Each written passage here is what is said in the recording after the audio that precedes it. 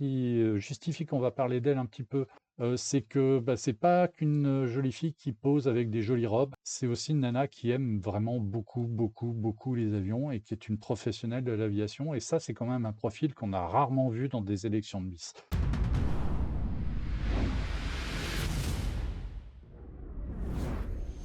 Eh bien, bien, bien, bien, bien, bien, bien. Bonjour à tous, bienvenue sur Lâcher Solo, la 8e édition. Donc bonjour à ceux qui sont sur le chat, bonjour à ceux qui sont juste en train de regarder l'émission.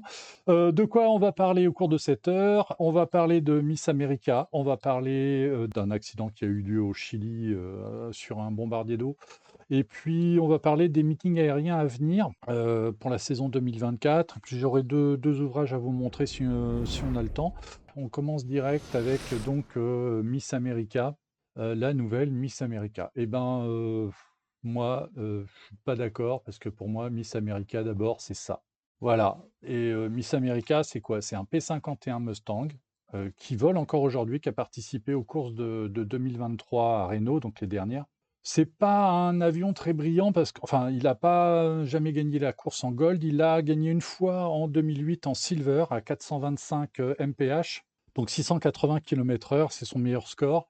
Et voilà. Et c'est un avion qui a une histoire singulière, qui a jamais connu la Seconde Guerre mondiale, qui a changé des dizaines de fois de main, mais qui depuis plus de 50 ans vole toujours. Voilà. Et ça, c'est Miss America. Ah, c'est beau. Voilà, enfin, qui s'y connaît? Bon, c'est un Mustang, c'est voilà. Et puis, bah, il y a Miss America, et donc la nouvelle Miss America. Alors, pourquoi on va parler de Miss America sur une émission dédiée à l'aviation? La nouvelle Miss America a été élue dimanche dernier. C'est Miss Colorado qui a été élue et bizarrement, alors je ne suis pas du tout ces histoires de Miss, ça m'intéresse en général absolument pas. Mais celle-là, j'avais vu quand même apparaître son profil un petit peu avant et en trouvant marrant que ce genre de personnage puisse être présent à une élection de ce type, qui justifie qu'on va parler d'elle un petit peu en début d'émission aujourd'hui. C'est que c'est pas qu'une jolie fille qui pose avec des jolies robes, c'est aussi une nana qui aime vraiment beaucoup, beaucoup, beaucoup les avions et qui est une professionnelle de l'aviation. Et ça, c'est quand même un profil qu'on a rarement vu dans des élections de Miss. C'est la même. Je trouve son sourire absolument extraordinaire. Je suis sous le charme là. On va voir un petit peu son parcours très rapidement. On va en parler un petit peu parce que c'est quand même un événement qui a été traité par les médias généralistes. Et il y avait beaucoup de choses de dites, pas toujours très pertinentes. Je vais revenir un petit peu sur son parcours pour mettre les choses un peu de façon claire. D'abord, elle est Miss Colorado, même si c'est pas son état d'origine. Elle a été élue donc Miss Colorado, et c'est à ce titre qu'elle a pu concourir à Miss America et donc gagner dimanche dernier. Pourquoi le Colorado? Tout simplement parce qu'elle fait ses études dans le Colorado, elle est à l'Air Force Academy de Colorado Springs. C'est l'équivalent de Salon-de-Provence. C'est l'école de l'air américaine pour l'US Air Force. C'est là où on forme les officiers. En gros, aujourd'hui, elle est second lieutenant. C'est à peu près l'équivalent de l'aspirant du sous-lieutenant dans l'armée de l'air française. Elle vient de terminer, donc elle est graduate, elle est diplômée donc de l'Académie de l'air de l'US Air Force. Quand elle aura fini ses études, elle va bénéficier d'un contrat de 12 ans avec l'US Air Force et elle est éligible et elle a été sélectionnée pour le programme de formation pilote. Donc pas forcément pilote de chasse, même si on imagine que c'est sa voie royale. En attendant de rentrer dans la sélection pilote, pour des raisons que je n'ai pas cherché à me faire préciser plus que ça, mais elle a encore des études à suivre.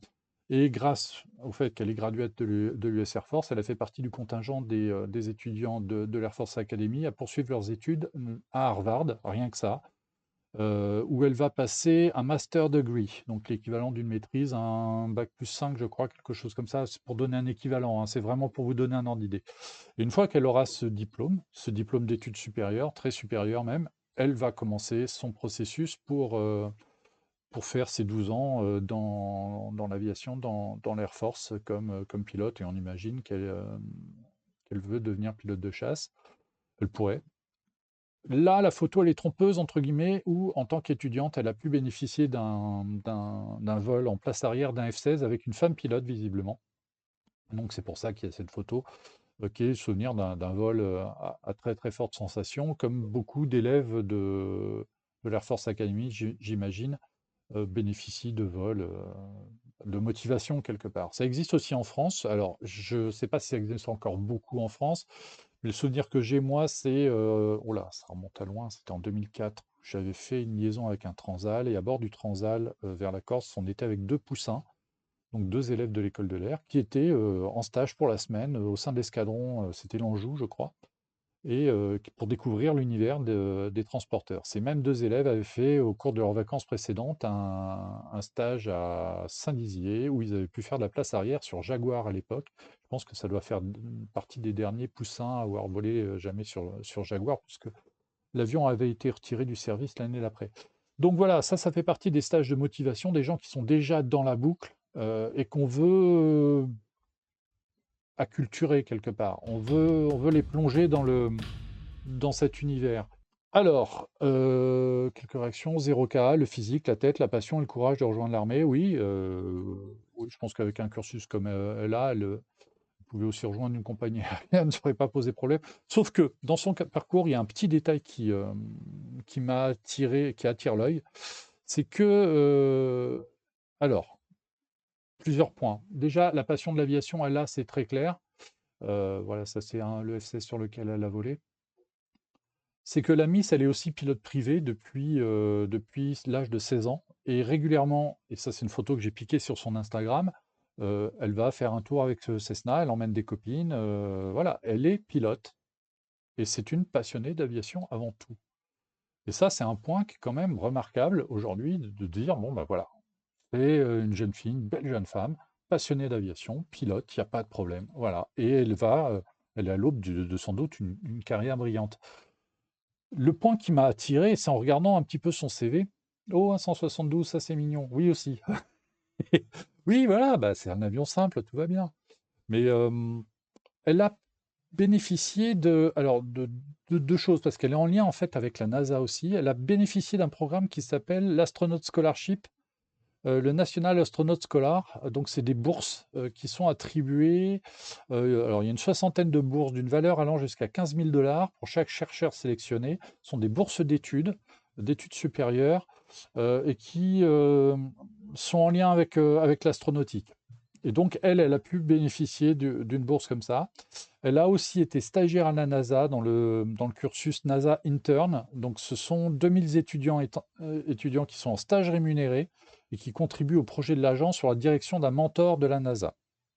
Alors, j'imagine que ce n'est pas forcément un stage très long et d'une grande profondeur technique, mais c'est un pied à l'intérieur de la NASA et il en a déjà au moins deux.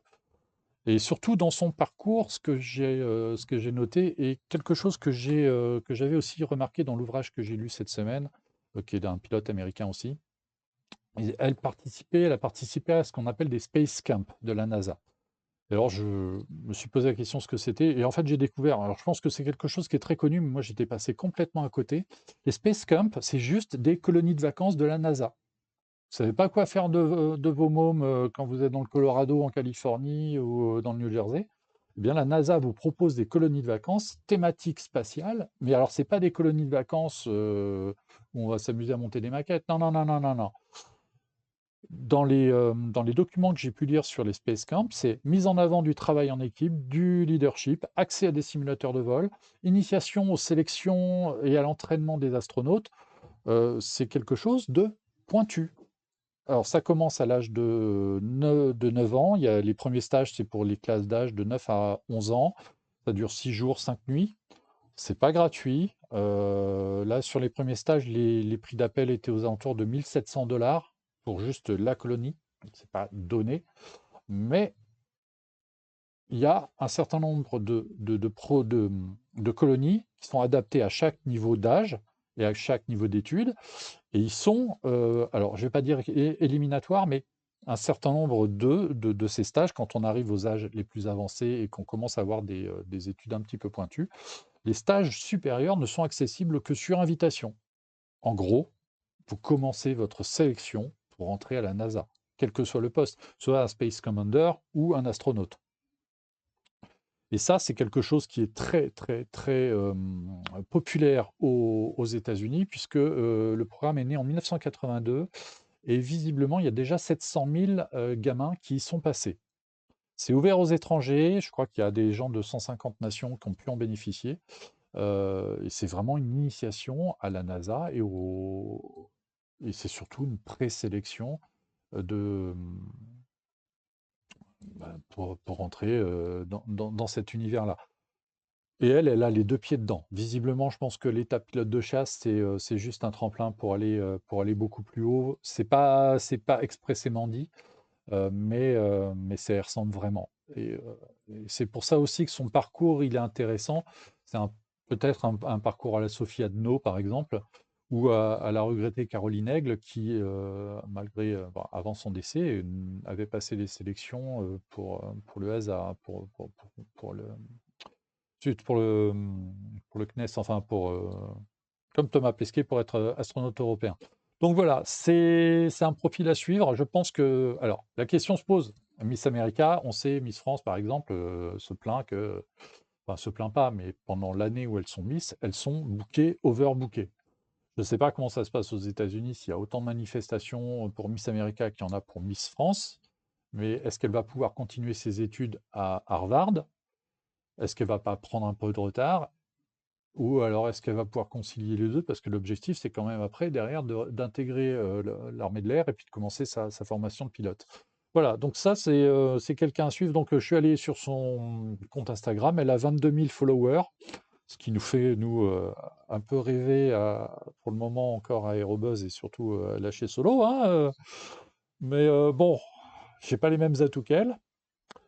Et 22 000 followers, à mon avis, c'est qu'un début. Je pense que si elle gère ses réseaux sociaux comme Thomas Pesquet a géré les siens, par exemple, je pense que c'est une personnalité qui va être marquante. Alors, autre point marrant, les médias ont noté que son copain, sur certaines photos, son copain qui est lui-même aussi à l'Académie de Colorado Springs, sur certaines photos, ressemblait un petit peu à Anthony Edwards jeune. Et Anthony Edwards jeune, Anthony Edwards est un acteur, et jeune, il a joué le rôle de Goose dans Top Gun. On l'a vu après comme chirurgien dans Urgence, mais son rôle, voilà, et donc elle a un copain qui, sur certaines photos, ressemble un petit peu à Goose à l'époque où il avait des cheveux.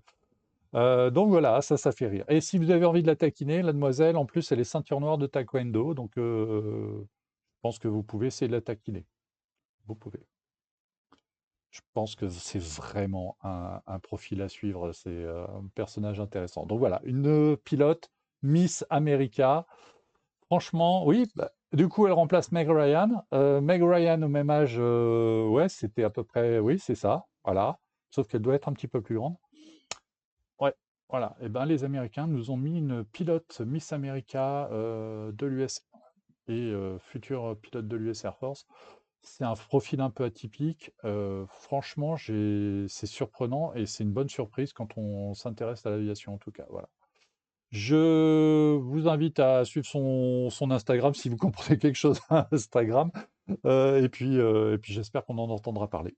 La vraie question maintenant, pour nous, à Aérobuzz, et pour moi ici à Lâcher Solo.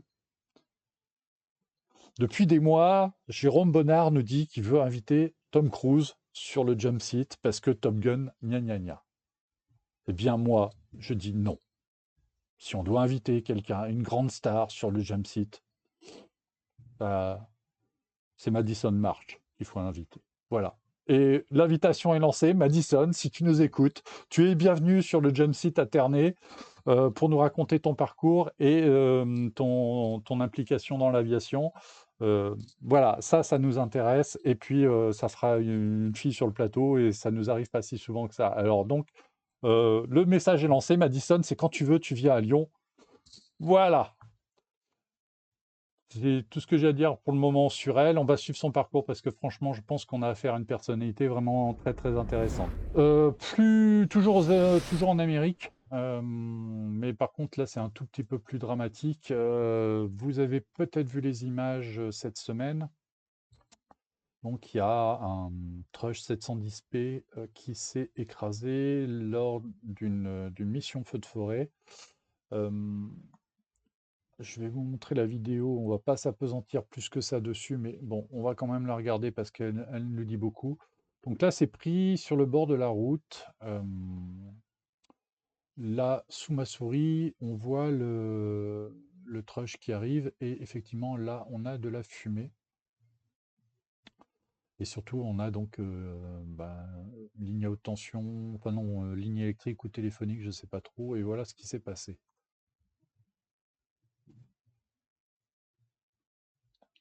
Et paf, et voilà.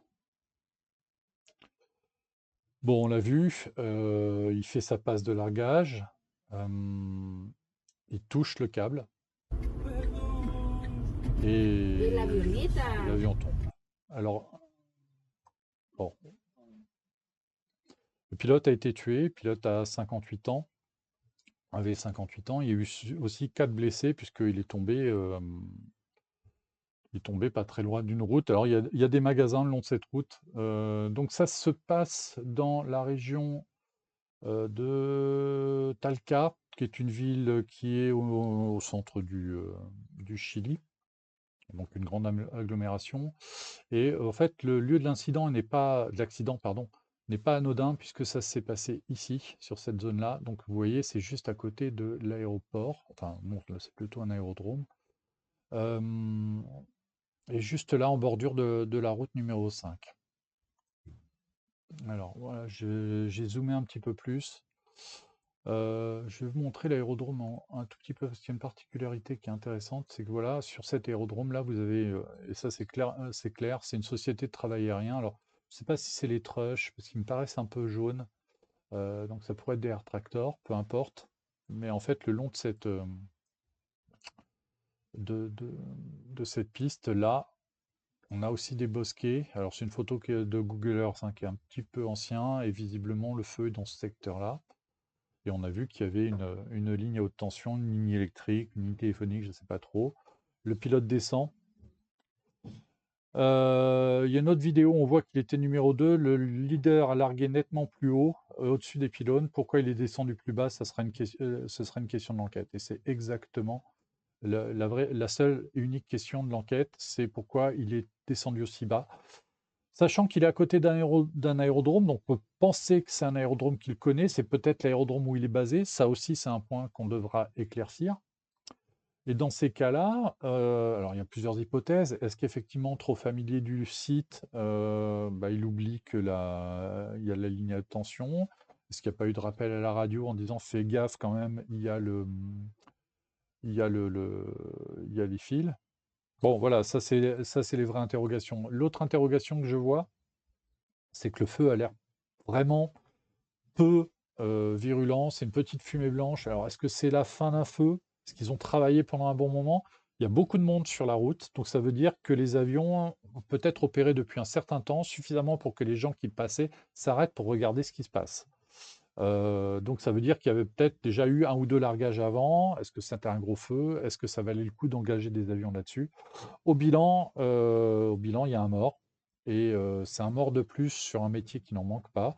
Dans le bouquin que j'étais en train de lire, qui parle des pompiers du ciel américains, on parle du bilan depuis que les pompiers du ciel utilisent des avions et des hélicoptères. Le bilan en termes de pertes humaines, il est très très lourd. On parle de plusieurs centaines de pilotes qui se sont tués depuis 50 ou 60 ans. Il y en a un peu plus de 35 en France, par exemple. Au niveau fédéral, aux États-Unis, je crois qu'ils ont dépassé la centaine. Bon, il y a eu des années terribles. Bon, voilà. Alors ça, c'est un premier point. Il y aura une enquête. Comme il n'y a jamais de boîte noire sur ces machines-là, c'est difficile enfin, bon, on n'aura jamais la raison. Les bandes audio vont être épluchées, ce qui donnera peut-être des explications sur ce qui s'est passé exactement. Euh, on va s'intéresser un petit peu à l'avion, à son exploitation. L'avion relève d'une société espagnole qui s'appelle Plisa. C'est une société qui est en fait une filiale d'Iberia, en fait, qui est une filiale d'Air Nostrum, qui est une compagnie régionale qui est filiale elle-même d'Iberia. Donc ce sont des avions espagnols et qui sont opérés sur place par une compagnie qui s'appelle Air Ande. Alors, c'est un Trush 710P. Le 710P, on le connaît un petit peu en France. C'est l'avion qui est aujourd'hui utilisé dans l'Hérault par la cellule aérienne de l'Hérault, qui sont loués auprès de Aria Firefighting. Et Aria Firefighting loue les avions. Je crois qu'il les loue aussi à Plisa. J'ai un doute. Il me semble que oui. Donc c'est des avions, voilà, qui sont donnés pour 2 800 litres, qui ont une soute à gravité et qui a une constante flow en général, donc qui a un bon résultat au niveau attaque initiale. Là, ils étaient utilisés à l'eau. Ce genre d'avion gagne à être utilisé au retardant, mais encore faut-il qu'il y ait une station retardant. Bon, ben voilà, un largage d'eau de 2 800 litres, ça marche bien aussi. Il y a un gros marché effectivement, en Amérique du Sud sur les bombardiers d'eau légers comme ça. Il y en a énormément. Il y a quasiment pas de tankers lourds. Il y en a en tankers lourds, il y en a peu. Ils sont souvent en location, sauf l'Argentine. C'est une province de l'Argentine et j'ai fait un papier là-dessus sur Aérobuzz il y a, au début du mois ou au fin du mois dernier. Ils ont re non, début de ce mois-ci, ils ont reçu un alors je ne me souviens plus, c'est une des provinces centrales de l'Argentine. Ils ont acheté et commandé et ils ont reçu donc un 737 Fireliner modifié par Coulson, donc un avion qui peut emmener 4000 gallons, donc un peu plus de 12 000 litres de retardant. C'est le seul tanker lourd possédé en Amérique du Sud. Les autres sont des avions loués aux États-Unis. Coulson, par exemple, a un hélicoptère et un C-130 au Chili, à une époque à Santiago del Estero. Merci, merci Franck. Euh, le Chili, depuis quelques années, ont une recrudescence de gros feux et ils ont loué le 747 qui a opéré le supertanker, qui a opéré dans la cordillère des Andes quand même. Ils ont loué un Ilyushin 76 à Emercom, ils ont loué du BAE 146, il me semble. Je ne suis pas certain, mais je crois que les MD 87 y sont allés, et surtout les DC-10. Donc c'est un pays qui n'a pas de moyens lourds en propre ou au sein de ses compagnies de travail aérien, donc qui a été obligé de louer aux États-Unis. Ça tombe bien, la saison des feux au Chili, bah, c'est l'hiver pour nous, donc l'été chez eux. Donc les avions aux États-Unis sont plus libres. Il y a aussi la concurrence avec les contrats australiens. Mais il ne faut pas croire qu'ils sont totalement à poil. Ils ont beaucoup de sociétés de travail aérien qui ont des avions agricoles et ces avions agricoles sont facilement convertibles en bombardiers d'eau. C'est le cas des Trush. Alors les Trush 710P sont des avions qui sont construits spécifiquement pour le feu de forêt, un petit peu comme les Fireboss et les AT802F, mais il y a des versions agricoles. Il y a juste à changer le hooper, enfin la façon dont le produit qui est à l'intérieur de l'avion va s'épandre. Franck May a vérifié, il vérifie tout. Mais c'est bien et merci de l'info. Il y a un MD-87 d'Ericsson Aerotanker en ce moment même au Chili. Oui, voilà. Donc les MD-87, ils sont aussi en Australie. Enfin, c'est des avions, ils sont hors saison américaine, ils sont alloués. Voilà. Il suffit de mettre l'argent sur la table et c'est bon. Ouais, le MCC, oui, c'est ça, c'est copilote, bah, on inverse les rôles. Hem, donc il y a beaucoup d'avions agricoles là-bas et en fait, ça m'amène à une autre information qu'on a traitée sur Aérobus cette semaine. Alors je vais voir si j'arrive à vous mettre le lien dans le chat. Heu, En fait, la société pour vous donner une idée de l'importance des avions agricoles en Amérique du Sud, je vous mets le lien vers l'article. C'est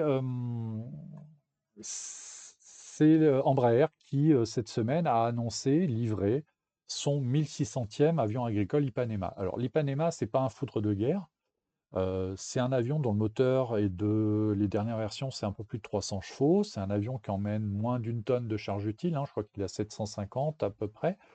Hem, donc c'est un petit avion agricole, c'est dans l'ordre d'idée des Cessna 188, ou des petits AT, les AT300, des Air Tractor 300 par exemple, c'est dans ces catégories. Ce sont des moteurs à piston qui ont la particularité au Brésil par exemple d'être souvent modifiés pour utiliser de l'éthanol parce que le Brésil utilise beaucoup d'éthanol.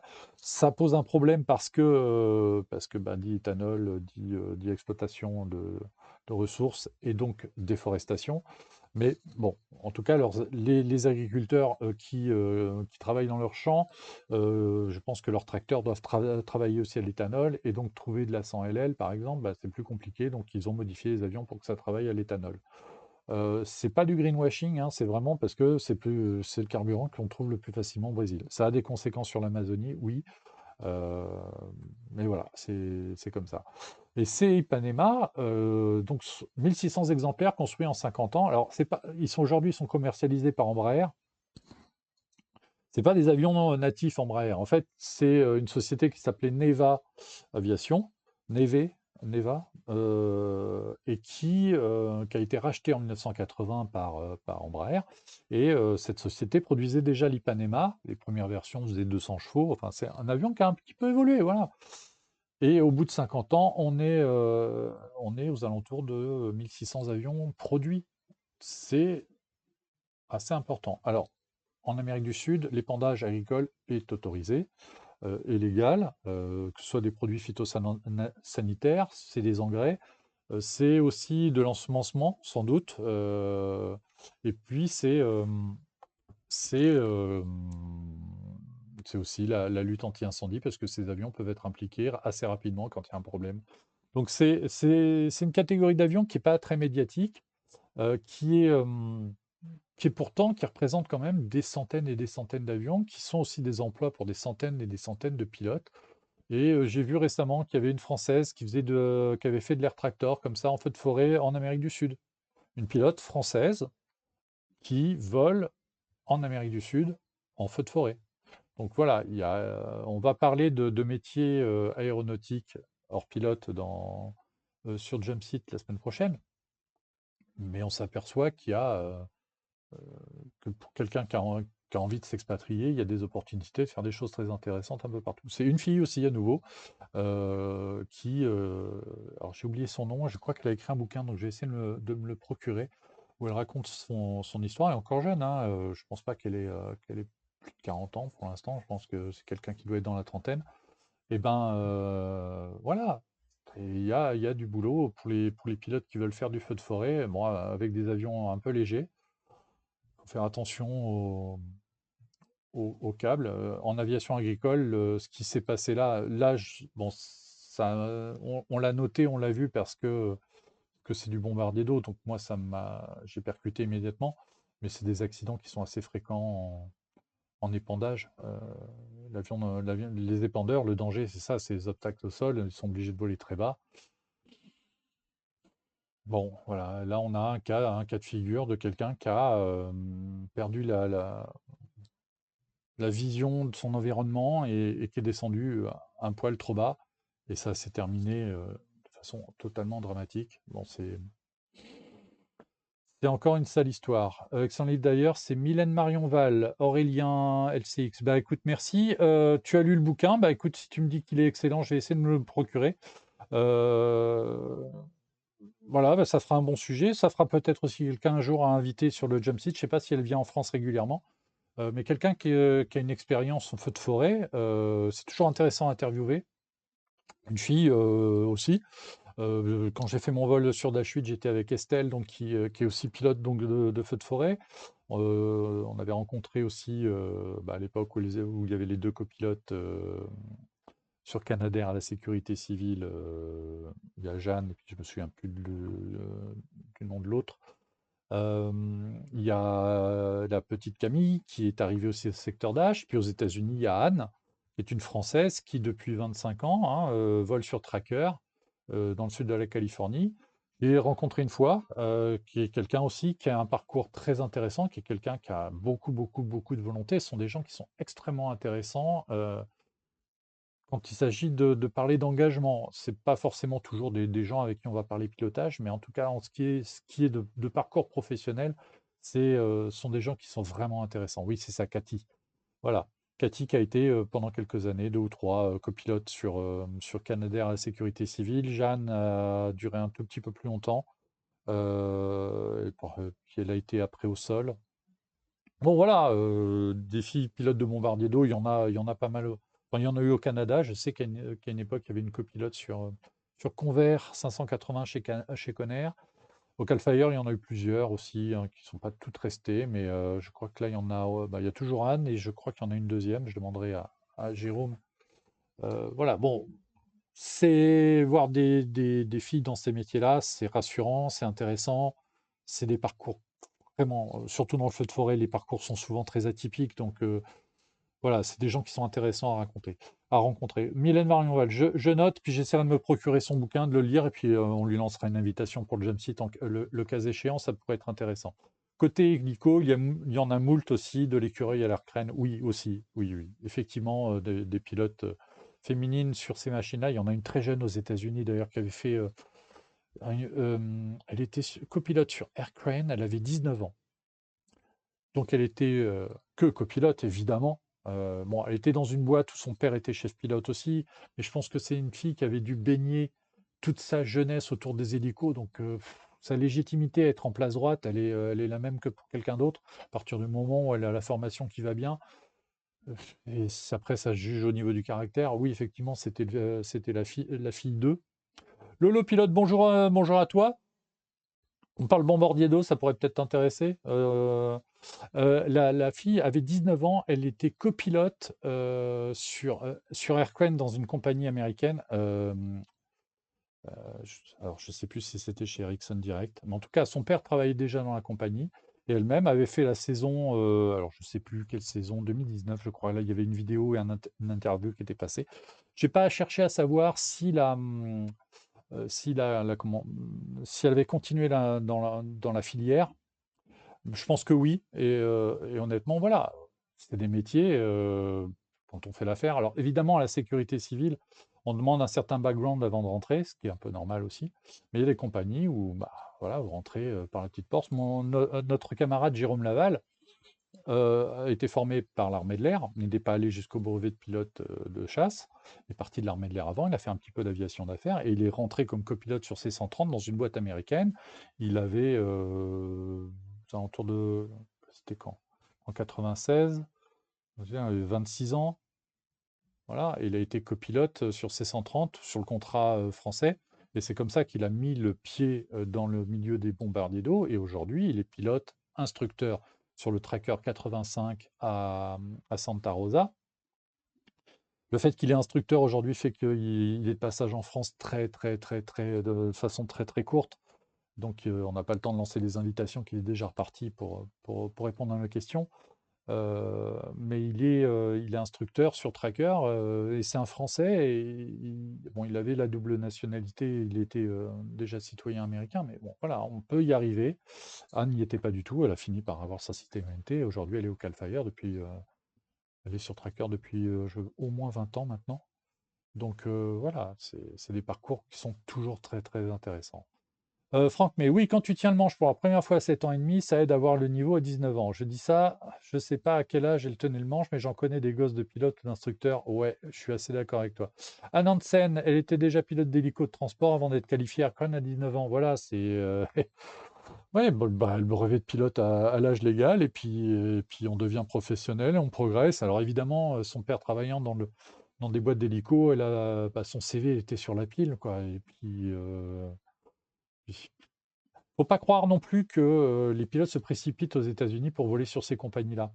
Petit aparté, de tout temps, sont des métiers aux États-Unis. Alors, en France, par exemple, on a un biais, c'est qu'à la sécurité civile, les pilotes ont une certaine aura, ont une notoriété, on les admire parce que c'est les Canadair, etc. Aux États-Unis, les pilotes de bombardiers d'eau, c'est des pilotes d'aviation agricole. Il n'y a personne qui leur paye un pot au bistrot.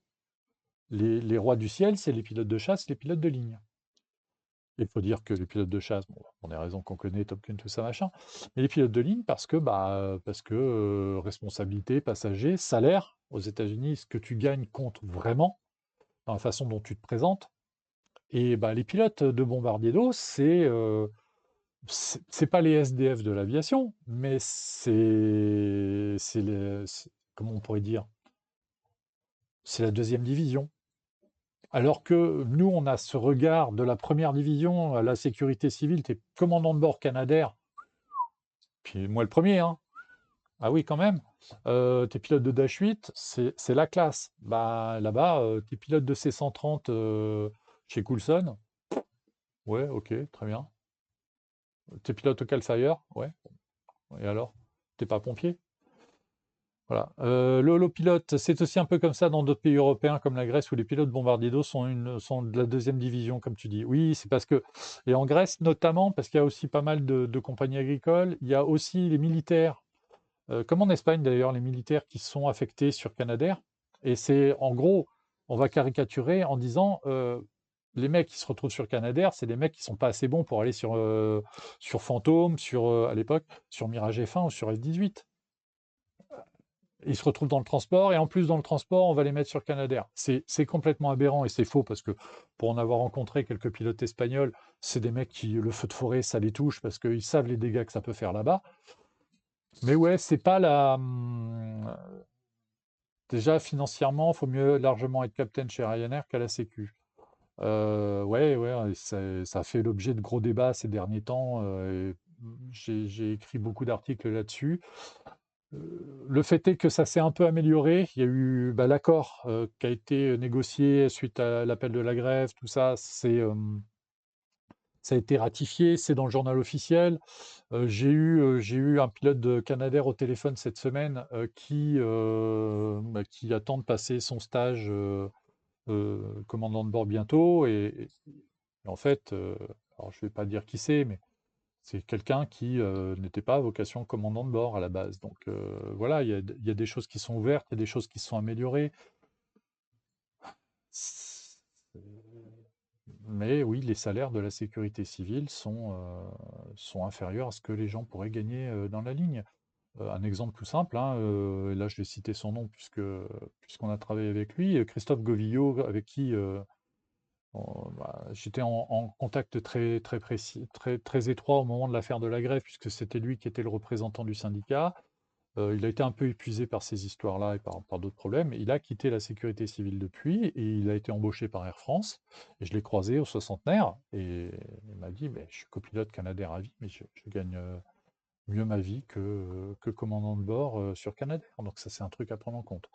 Voilà. Et donc, aux États-Unis, qui est un pays où ce que tu gagnes compte vraiment, il y a deux choses qui comptent aux États-Unis, c'est ce que tu gagnes et à quelle paroisse tu appartiens. Voilà, c'est les deux choses essentielles à connaître.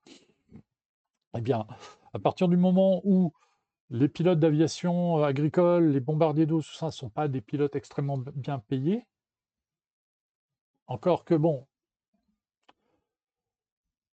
ils gagnent bien leur vie quand même, mais c'est pas les salaires supérieurs, c'est pas les tranches supérieures de ce que tu peux gagner quand tu es pilote de ligne. Un commandant de bord chez United va gagner 3 ou 4 fois ce que va gagner un commandant de bord au Cal Fire. Et pourtant, les pilotes du Cal Fire sont pas spécialement à plaindre, malgré tout, mais c'est compliqué. Donc voilà, on a des pilotes d'aviation agricole bah, et qui en plus sont dans des avions sur lesquels il y a des sécurités, mais pas tant que ça, qui sont sur des missions très dangereuses.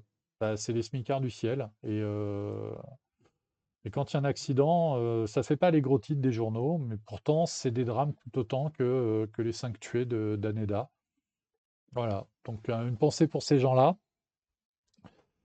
Le petit point marrant, c'est Franck, dans mon article, à la suite de mon article, tu avais fait remarquer ça et c'est vrai que c'est hallucinant.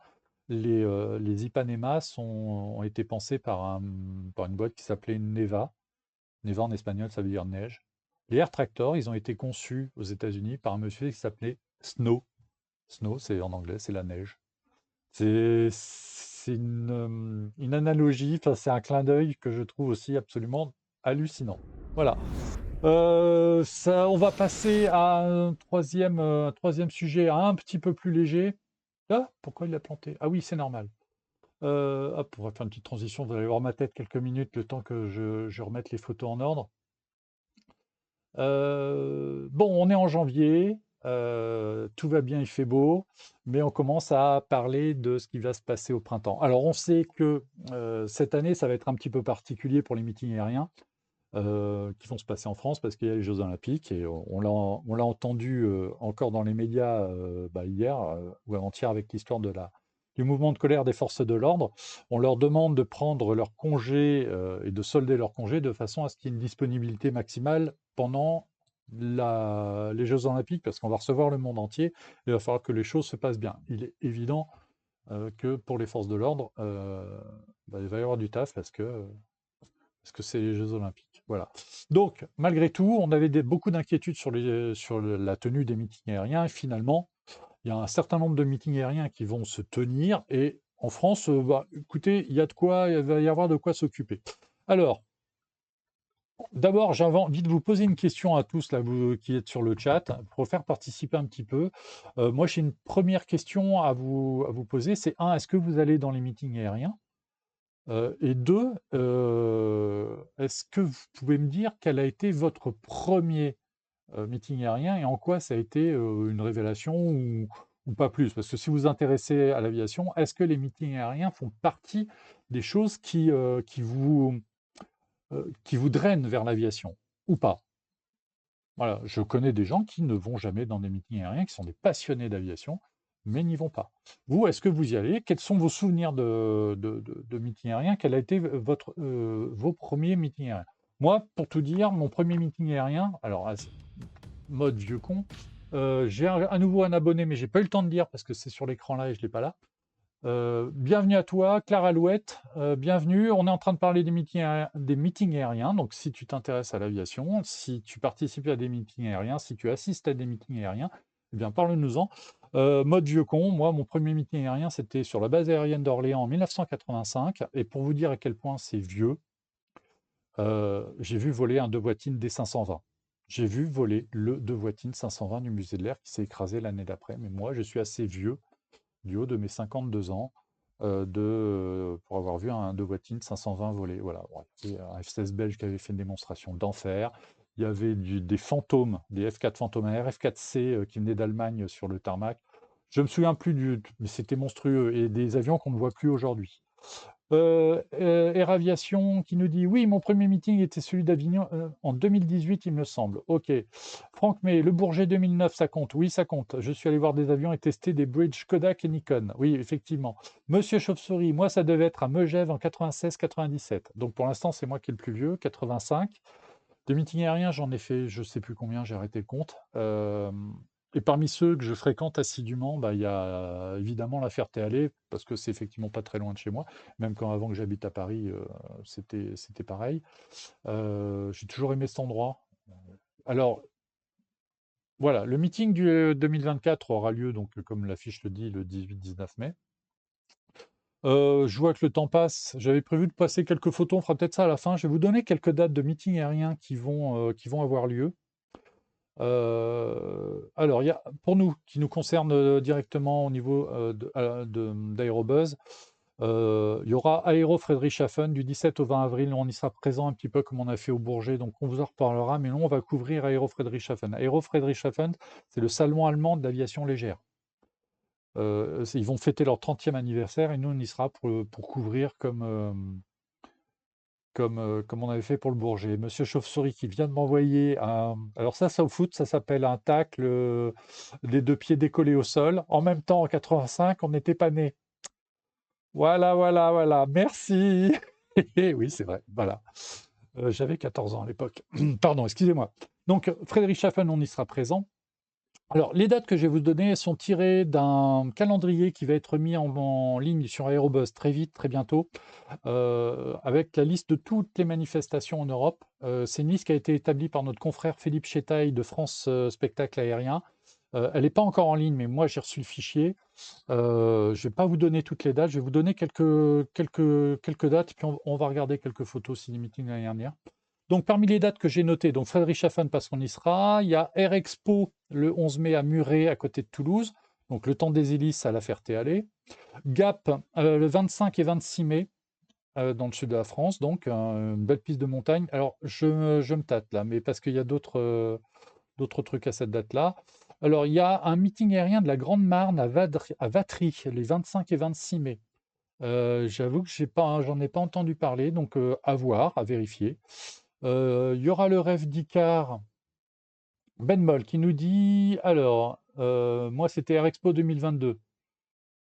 Mais j'ai les tests des bridges. Tu vois, Franck, tu as des lecteurs encore. On a un meeting aérien à Royan le 29 mai, le 1er juin à Verdun, la fête de l'air le 2 juin à Limoges, autour du 6 juin. Alors, il va y avoir pas mal de choses autour de la Normandie, dont un meeting à Romanche, un meeting de plage, je pense, donc le 8 juin. Ça pourrait être intéressant, ça. Et je sais pas, j'ai pas le programme encore, mais ça pourrait être intéressant. On a le Roissy Meaux Air Show 2024, donc à Meaux, le dimanche 23 juin. Alors, celui-là, j'en parle 2 secondes, parce que j'y serai sans doute. Sur le programme, ils annoncent la présence du tracker T24. Je rappelle qu'il y a 2 trackers de la sécurité civile qui vont être Warbird. Il y en a un qui a déjà volé, qui est déjà immatriculé, c'est le T15.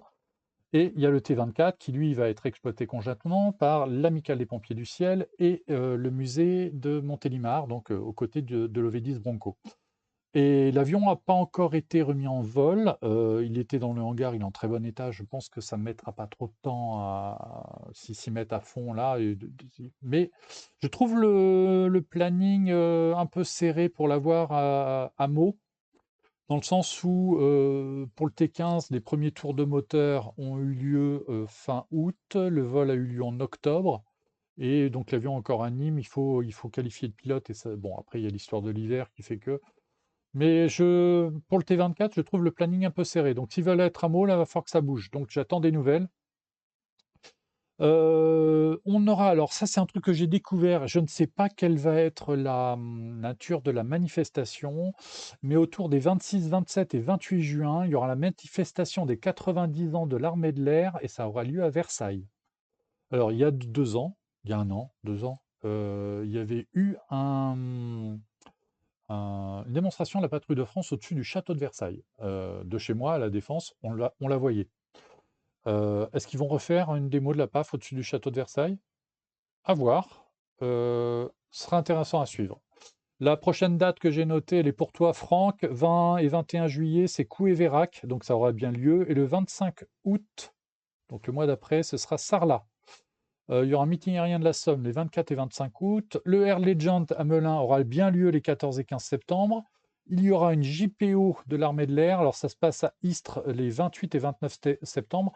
Alors, le problème d'Istres, c'est une belle base, mais les meetings se font à contre-jour. Et du soleil à Istres, il y en a tout le temps. On a Servolix les 5 et 6 octobre et Piper Opération Cobra les 5 et 6 octobre aussi. Il y a une date qui manque. C'est une date alors, ça me rend un peu triste, mais vous allez voir, pas tant que ça. Normalement, cette année, il y aurait dû avoir Biscarrosse, le rassemblement des hydravions de Biscarrosse. Le rassemblement est reporté à 2025 parce que JO, tout ça, et bon. Eh ben, c'est pas grave. C'est pas grave parce que 2025, c'est les 30 ans de l'arrivée du Canadair en France. Voilà. Donc, Bisca, il y aura forcément un Canadair. Donc, on ira à Biscarrosse. J'espère que ce sera. Alors, Biscarrosse, je l'ai fait 2 fois. C'est un meeting, honnêtement, j'ai adoré. Franck était avec moi. Hein, on avait fait la manip ensemble. Pour ceux qui n'y sont jamais allés, honnêtement, Biscarrosse, comment vous dire? Enfin, je vais vous poster le lien vers mon blog parce que j'avais fait un article sur Biscarrosse 2018. Vous allez comprendre pourquoi. 2018 était très très bien. 2022, c'était un truc de reprise. Le plateau était un peu moins bien, mais l'ambiance est restée top. Et hop, voilà. L'ambiance, elle était absolument géniale. Bon, sauf le moment où, évidemment, on s'est fait vider par la maréchaussée parce on s'était planqué dans un coin pour essayer de prendre les avions. Parce que là aussi, le meeting est à contre-jour. Je voulais le Canadair et le Catalina avec le soleil du bon côté. On s'était mis dans un coin. Il y a la maréchaussée qui nous est tombée dessus. On a fait un peu course-poursuite. J'ai réussi à voir le Canadair de face, mais ouais, j'étais un peu frustré. Sauf que voilà, le meeting, il a une ambiance géniale. Euh, En fait, il se déroule sur 3-4 jours. Il y a 2 jours de meeting le week-end, mais les 3 premiers jours, avec les répétitions, il y a fly-in. Et donc, il y a baptême de l'air en hydravion. Donc, si vous avez envie de faire du Piper Cub sur flotteur, bah, j'en ai fait. C'est un petit budget. Moi, ça m'avait coûté 100 € les 20 minutes ou la demi-heure de vol. Plutôt que d'aller se balader, moi, j'avais demandé à ce qu'on multiplie les touch and go. On a dû en faire un 3 sur le lac, sauf que j'étais mal assis, je me suis fait mal au dos et je l'ai payé beaucoup plus tard. Euh, alors, Sarlat pour les sandwichs au magret, oui. La facilité à venir en avion, oui, on l'avait fait en 2019, tous les deux, avec l'Océanaire du club. Ouais, c'était une manif sympa. Faudrait qu'on en refasse d'autres, là. Je passerai peut-être dans ton coin un moment ou un autre, on verra. Bisca, l'ambiance est vraiment sympa. L'ambiance pied dans l'eau, comme tu dis, c'est vraiment ça. Il y a la possibilité de voler. Bon, on a des copains sur place. Les hébergements à Bisca, honnêtement, il y a plein de campings. Ils sont en début de saison. Ils ont un taux de remplissage à ce moment-là qui n'est pas encore génial. Donc les tarifs sont corrects. On peut être hébergé pas très loin de l'aérodrome pour des prix très raisonnables. Alors c'est du bungalow, hein. C'est du confort, c'est assez spartiate. En plus, nous, on était dans un bungalow métallique. Donc dans la journée, ça chauffait et la nuit, c'était glacial. Bon, c'était drôle.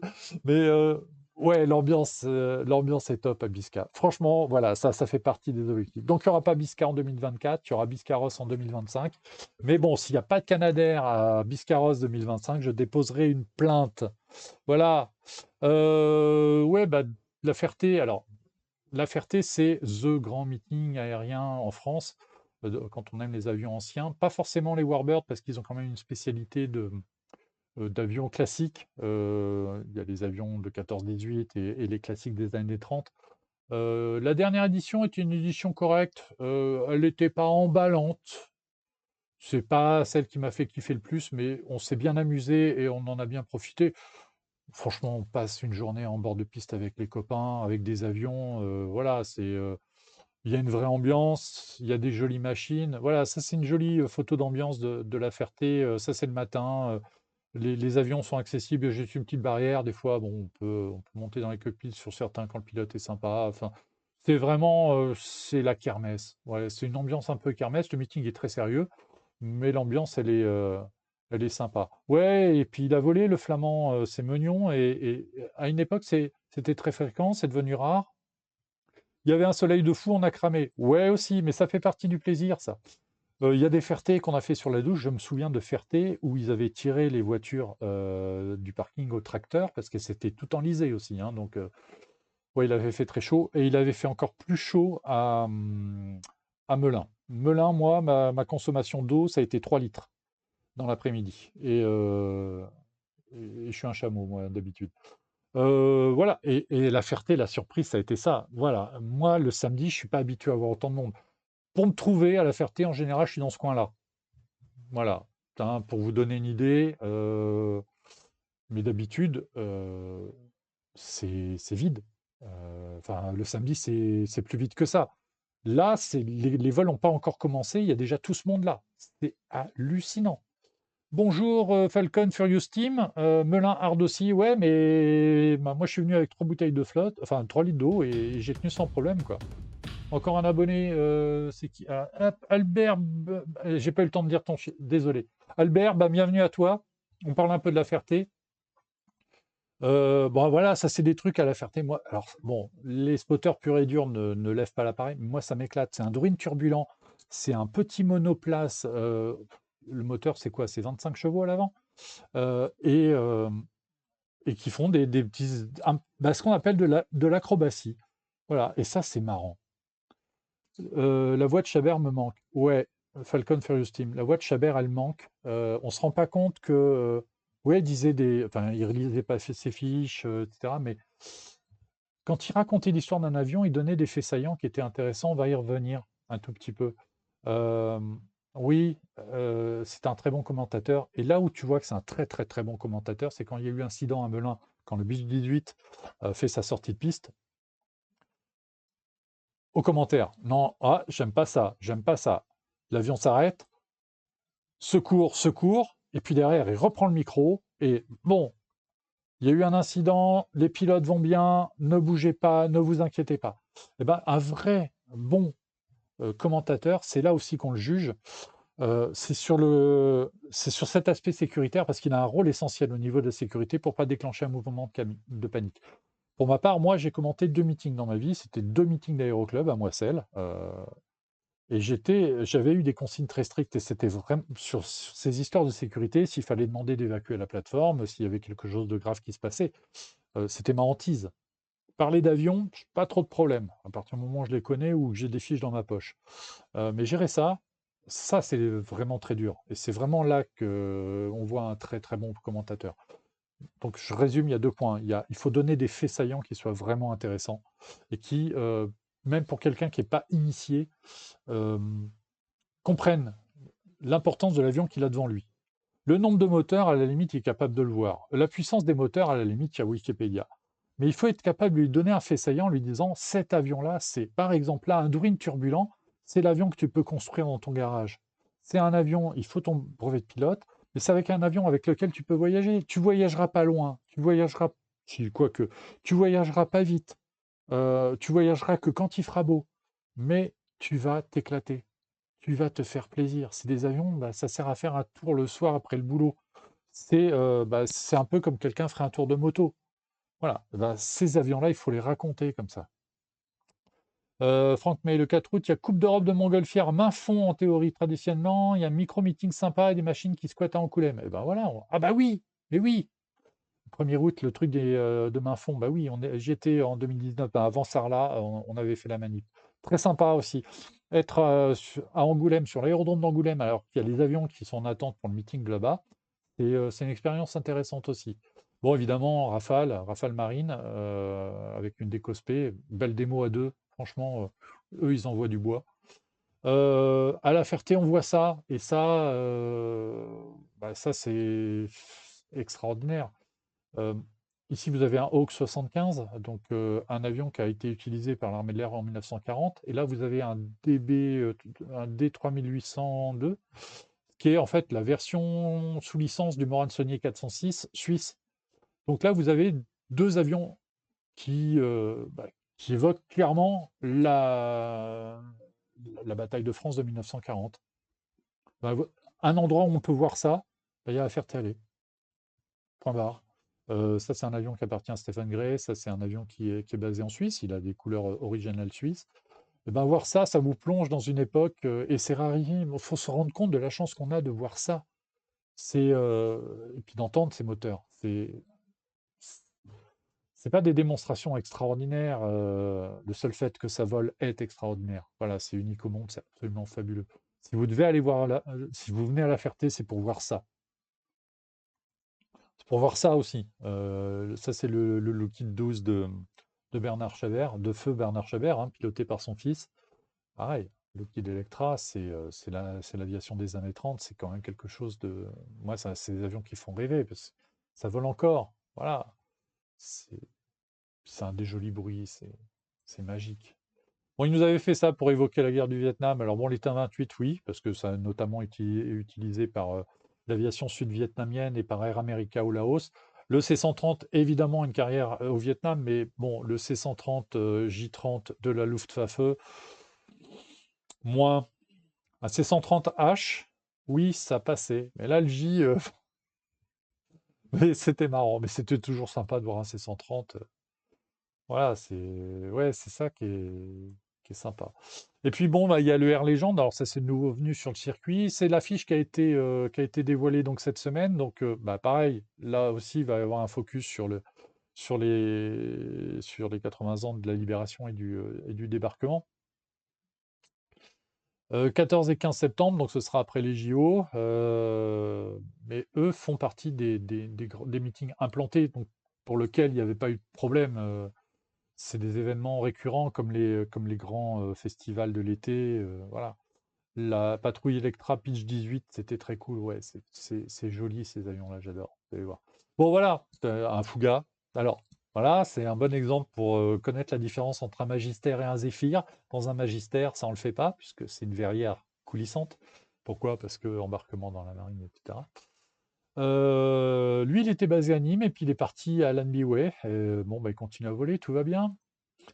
Voilà, ça c'est à Melun, ça me fait rêver. Alors, c'est pas une démonstration extraordinaire là non plus, mais alors ça, musicalement, oh, les Beach 18, ils étaient 3 à l'origine, ils sont plus que 2. Là, je sais pas ce qui s'est passé, plus le DC3. Ça rutile de partout, c'est un vrai bonheur, ça. Waouh, ça c'est ouais, ça fait partie des choses. Bon, le DC-3, c'est une légende à lui tout seul. Le B-18, il faut bien connaître son histoire et se rendre compte que c'est un avion qui est extrêmement intéressant. Era Aviation 18, d'ailleurs, il n'a pas fait une sortie de piste, ce fameux Zéphyr à Nîmes. Ouais, ouais, si, il avait fait une belle sortie de piste. Il avait été sorti de l'herbe, réparé, et puis réparé, puis après, il avait revolé direct, direction l'NBW derrière. Bon, il a eu le même problème, je crois, que l'Alizé. Bon, on verra bien ce que ça donnera sur le long terme, cette histoire. Bah voilà, un P-47 Thunderbolt, il n'y en a qu'un seul qui vole en Europe. Il était là. Alors au départ, ils avaient fait des démonstrations à 4, et puis là, cette année, il a fait une démonstration solo. Ça valait bien le coup parce que quand il est dans le box de 4, il n'est pas mis en valeur. C'est un avion qui est unique en Europe. Quand tu connais l'importance du P-47 Thunderbolt dans l'histoire de la Seconde Guerre mondiale et notamment sur le front européen, c'est hallucinant. Voilà, ça, voir ça à Melun, c'est toujours un vrai bonheur. Et puis on a eu ça. Voilà, il y a eu le B-17 Salibi qui est venu. Et on parlait des problèmes de commentaires. Le commentaire sur le B-17, je me souviens plus de ce qui avait été évoqué. Je crois qu'il avait parlé beaucoup de la motorisation. Il y a un fait saillant sur Salibi à dire, qui est absolument à dire. C'est que cet avion-là, s'il vole encore, c'est parce que pendant des années, il a volé pour l'IGN. C'est un ex-avion de l'Institut géographique national. La semaine dernière, j'en avais parlé à propos de la remise en vol du Pink Lady, en disant qu'en gros, schématiquement, tous les B-17 qui ont volé ces dernières années, c'était soit des anciens bombardiers d'eau, soit des avions de l'IGN. Bon, ben voilà un exemple. C'est un avion de l'IGN. Aujourd'hui, il a repris ses couleurs militaires, il vole sous les couleurs du Memphis Belle, il a participé au film, il fait des meetings et tout ça, tout va bien.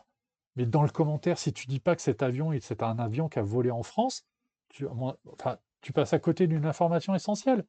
Et d'une information qui va interpeller aussi quelqu'un qui ne connaît pas l'aviation en lui disant ces avions-là ont un vécu après-guerre. On va parler de ce qu'ils ont fait pendant la Seconde Guerre mondiale, mais c'est des avions qui ont un vécu après-guerre. Et là, tu ouvres des perspectives à quelqu'un euh, qui connaît l'aviation, qui s'y intéresse vaguement, et tu lui dis, tiens, mais intéresse-toi aussi à cette partie-là. Ah, c'est quoi l'IGN, etc. Puis aujourd'hui, il y a des avions encore de l'IGN, et puis quand tu vas voir le Hurel Dubois qui était au statique, ah bah oui, lui aussi. Ah, c'est quoi cet avion bizarre? Un Hurel Dubois. Il faut savoir ce que c'est. Bon, bah, c'est des choses à présenter. Dans un meeting, tu dois expliquer l'avion qui est devant toi, techniquement, sa place dans l'histoire. Et pour moi, c'est sa place dans l'histoire qui compte parce que cet avion-là, il n'est pas par hasard. Si tu ne parles pas de 1940, la bataille de France, quand tu as le Curtis 75 devant toi, il y a faute. Franck May, oui, le commentateur, je ne sais plus où, qui avait blablaté sur la carrière du Catalina dans le Pacifique devant le GPBYA, sans dire que c'était l'ex-Pélican bleu, donc l'ancêtre des Canadiens de la sécurité civile. Tu dois le glisser un moment. Les Catalina dans le Pacifique, tu dois en parler, les Catalina de Cousteau, tu peux. Mais à un moment, il faut dire, l'avion qui est devant vous, il a une histoire. Il n'est pas là par hasard devant vous. S'il a été préservé, c'est parce qu'il a été restauré, parce qu'il a été maintenu en état de vol, parce qu'il a été opérationnel plus longtemps. Peu importe. Mais à un moment, il a une histoire. Le Fouga Zephyr qui vole, à un moment, il faut le dire. Voilà, il a été restauré par une équipe. C'est un avion qui a servi à ça. Et qui ensuite s'est passé ça. Et s'il vole, bah, si vous voulez le voir, il est à l'NBW. Il faut le dire.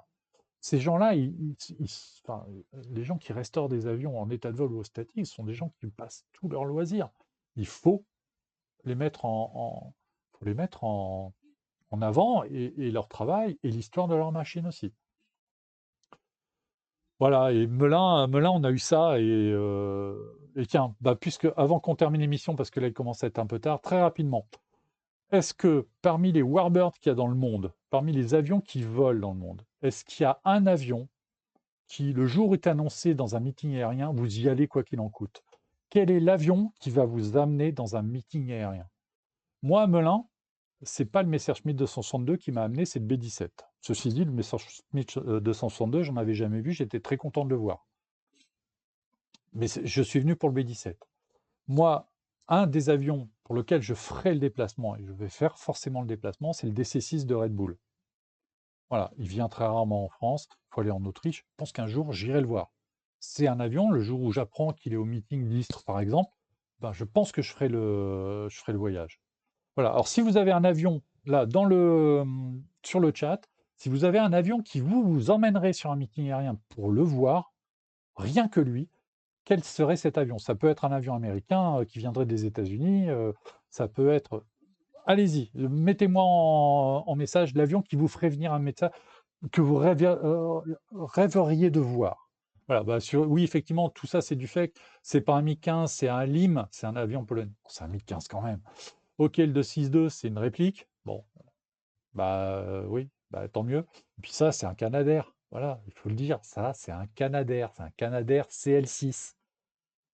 C'est la version construite au Canada du F-86, mais officiellement, c'est un Canadair CL6. Donc, quand on me dit qu'un Canadair, c'est toujours jaune, je dis non, non. Alors, un Niel, un Niel 76 VAP2, un CL12 Mark 6, oui, c'est ça, CL12 Mark 6. C'est le 13, oui, c'est ça. Bon, peu importe, c'est un Canadair, voilà.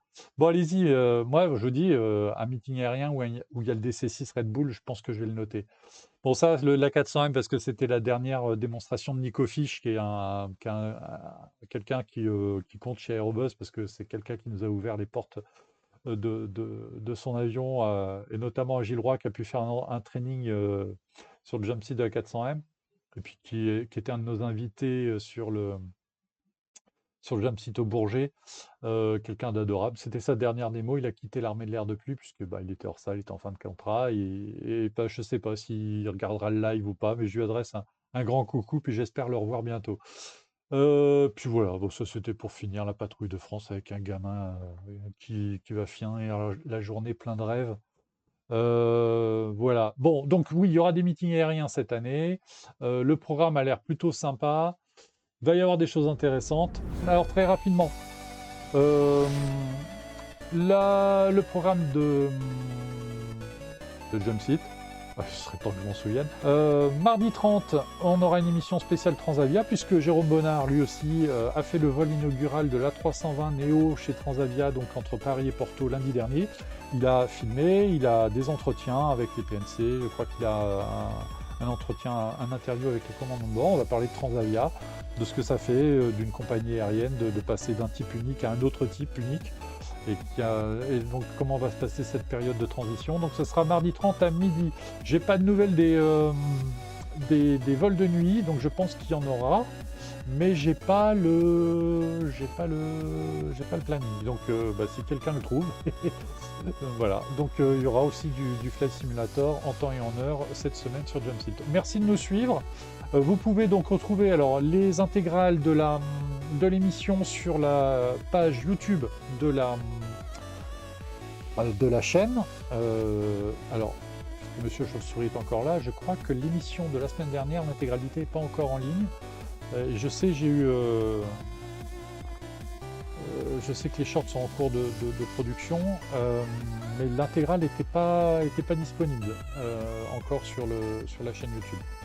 Donc l'intégrale, vous trouvez tous les replays des émissions, y compris celle du Bourget sur YouTube. Vous avez aussi sur Instagram, vous pouvez nous suivre sur Twitter, enfin sur X, et évidemment sur Facebook. Et de toute façon, le point de rendez-vous, le point central, c'est le site Aérobuzz, où tous les jours, vous avez les articles d'actualité d'aéronautique. Vous pouvez vous abonner pour nous suivre d'encore plus près, surtout pour nous soutenir. N'hésitez pas, si l'émission vous a plu, n'hésitez pas à la partager, à la faire connaître. On se retrouve la semaine prochaine. Je ne sais pas encore de quoi on va parler. En tout cas, j'ai au moins 2 bouquins à vous présenter. On se donne rendez-vous donc vendredi 18h. Je vous souhaite une très bonne soirée. Je vous souhaite un très bon week-end et on se voit la semaine prochaine. À bientôt.